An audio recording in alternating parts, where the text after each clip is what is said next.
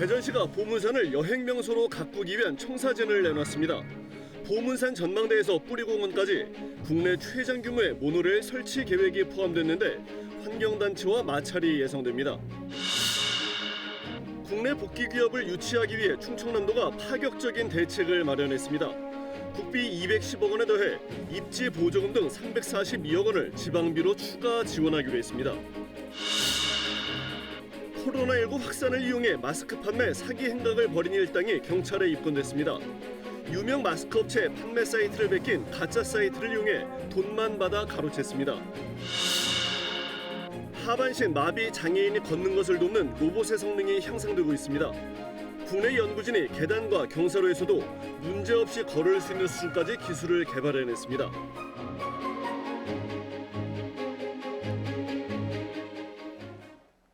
시청자 여러분 안녕하십니까? 이어서 대전, 세종, 충남 소식 전해드립니다. 대전시가 보문산 일대를 도시 관광명소로 조성하기 위한 밑그림을 발표했습니다. 찬반 논란이 있었던 보문산 내 이동수단 설치 문제는 보문산에서 뿌리공원까지 모노레일을 설치하는 쪽으로 가닥이 잡혔습니다. 이정은 기자가 보도합니다. 케이블카와 놀이공원이 있어 한때 대전의 대표 관광지로 사랑받았던 보문산. 하지만 시설 노후화와 원도심 쇠퇴 등이 맞물리면서 관광객의 발길이 끊긴 지 오래입니다. 대전시가 개발이냐 보존이냐 10년 논란의 종지부를 찍고 보문산 일대를 새로운 도시여행의 명소로 탈바꿈시키기 위한 계획을 발표했습니다. 보문산 꼭대기엔 과학도시에 걸맞게 천체 관측시설을 갖춘 전망대를 설치하고 산자락엔 캠프장과 생태학습장을 갖춘 가족공원을 조성하기로 했습니다. 대전 오월드에도 현재 추진 중인 현대화 사업에 더해 대관람차 등 놀이기구를 확충할 계획입니다. 환경훼손 논란이 일었던 관광지 내 연결시설은 기존 케이블카를 포기하고 모노레일을 설치하는 쪽으로 가닥을 잡았습니다. 보문산 전망대에서 보문산성을 거쳐 뿌리공원까지 3.6km에 이르는 국내 최장 규모의 모노레일을 설치할 계획입니다. 가능한 모노레일이 시민들의 편리한 교통수단이 되었으면 좋겠다는 판단을 갖고 있습니다. 이를 위해 2025년까지 대전 보문산 일대에 2천억 원을 투입할 예정인데 예산의 상당 부분은 도안지구 등 신도심 개발 이익금으로 충당할 예정입니다. 다만 모노레일 설치 문제는 환경단체의 반대가 여전해 일단 타당성 용역을 통해 환경 문제와 경제성을 검토한 뒤 확정하겠다며 여지를 남겼습니다. KBS 뉴스 이정훈입니다. 코로나19 여파에 따라 해외 진출 기업들의 국내 복귀를 위한 수도권 규제 완화 움직임이 있다는 소식 얼마 전에 전해드렸죠. 충청남도가 이에 대응해 복귀 기업들을 유치하기 위한 파격적인 대책을 내놨는데 다른 지역 자치단체들도 가세하면서 벌써부터 치열한 경쟁이 시작됐습니다. 유진환 기자의 보도입니다. 조건에 따라 한 업체에 최대 552억 원을 지급하겠다.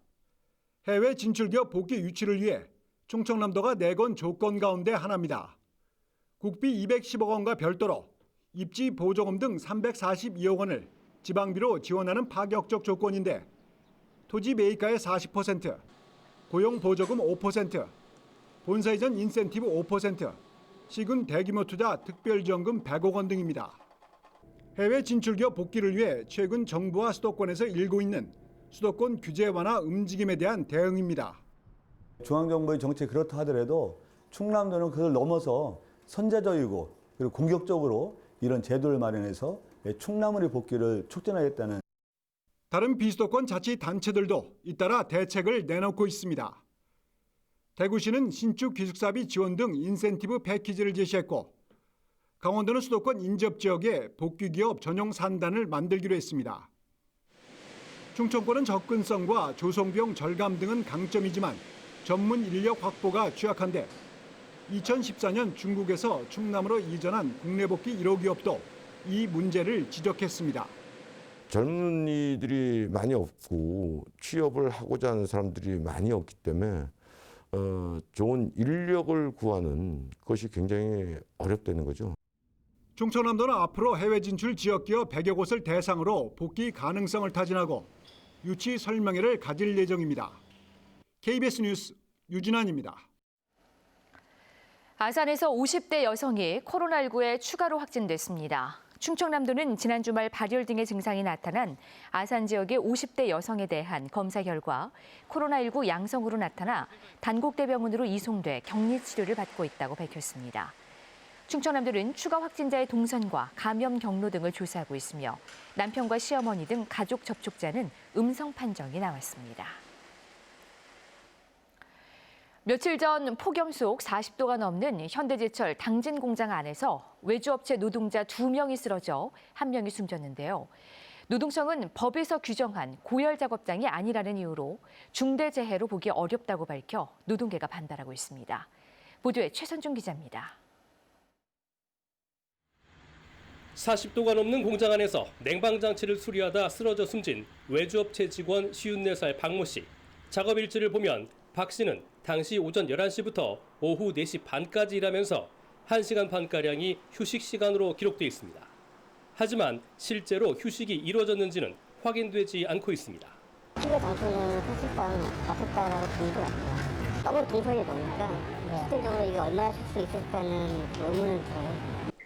그런데 노동청은 박 씨가 고온 고열의 작업 환경에 있었던 건 사실로 인정하면서도 용광로와 소결로 주변 등 법에서 정한 제철소 내 고온 고열 작업장 12곳에 해당하지 않아 중대재해로 보기 어렵다는 입장입니다.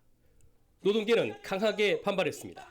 작년에도 온도를 60도를 찍었습니다. 그 옆에 저희 작업장이 바로 있습니다. 스카핑장이라고. 근데 60도를 찍었는데 고온 고열 작업장이 아니라는 것은 있을 수가 없습니다. 상식과 배치되는 형식적인 법 적용이라는 지적입니다.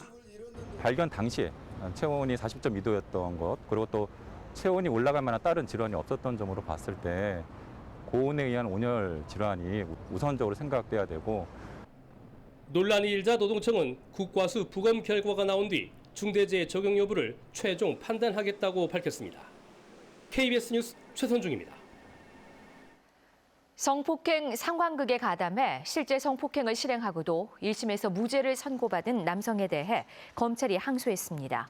대전지검은 주거침 및 강간 혐의 등으로 기소됐다가 1심에서 무죄 판결을 받은 39살 A씨에 대해 A씨가 실제 성폭행이라는 사실을 인지할 수 있었다고 보고 1심 재판부에 항소장을 제출했습니다. A씨는 지난해 8월 채팅앱에서 성폭행 상황극을 기획했다는 B씨의 말을 듣고 B씨가 알려준 세종시의 한 원룸으로 찾아가 그곳에 살던 여성을 실제 성폭행한 혐의로 기소됐습니다. 코로나19 확산 당시 마스크 품귀 현상을 틈타 유명 마스크 업체 판매 사이트로 속인 뒤 돈만 가로챈 사기 일당이 경찰에 붙잡혔습니다.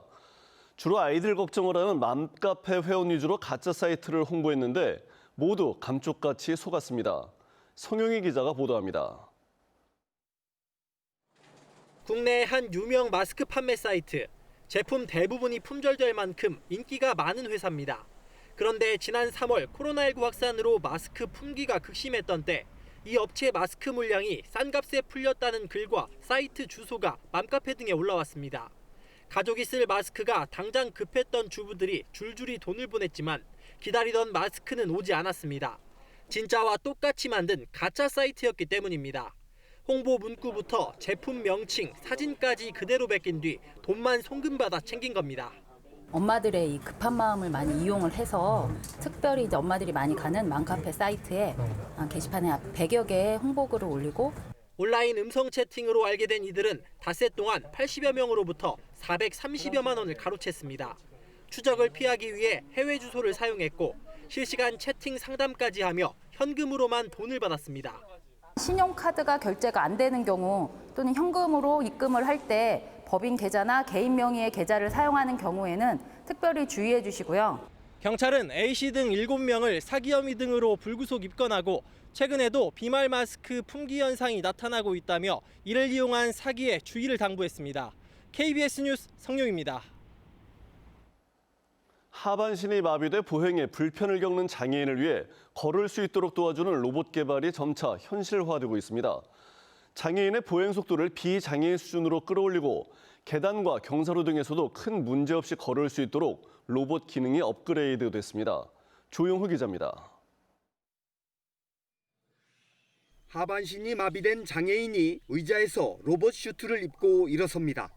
목발에 부착된 조종기를 손으로 조작하면서 걸음걸이를 시작합니다. 아직은 치료사 등의 보조를 받아야 하지만 있는 로봇을 통해 걸을 수 있다는 게 꿈만 같습니다. 뭐 하루 이틀 같이 호흡을 하면서 한 발짝 한 발짝 걸었다 보니까는 너무 기분이 좋았던 것 같아요. 카이스트 로봇 시스템 제어 연구단과 연세대 의대 세브란스 병원 연구팀이 함께 개발한 입는 로봇인 워크온슈트 4입니다. 초강력 모터를 이용한 힘과 제어 기술로 하반신을 못 쓰는 장애인들의 움직임을 도울 수 있습니다. 지난 2014년 연구를 시작해 2016년에 첫 로봇이 나온 뒤 3번에 걸쳐 업그레이드 됐습니다. 일어나 걷는 등의 기본적인 동작은 물론 계단과 오르막 내리막, 옆경사, 문 열기까지도 가능합니다. 로봇 구동부, 관절을 구동시켜야 되는 모터, 감속기 이런 부분에 대해서도 많이 개선이 되어서 이전 로봇이 갖고 낼 수 있던 힘의 한 10% 정도 향상이 되었습니다. 워크온슈트 4 로봇은 하반신 마비 장애인 2명과 함께 올 하반기에 열릴 제2회 사이베슬론 국제대회에 참가할 계획입니다. KBS 뉴스 조용입니다. 미래통합당 소속 김태흠 의원이 킬로와트아워당 0.3원인 화력발전 지역자원시설세 세율을 1원으로 인상하는 내용의 지방세법 일부 개정안을 발의했습니다. 대전 세종 충남 뉴스를 마칩니다. 고맙습니다.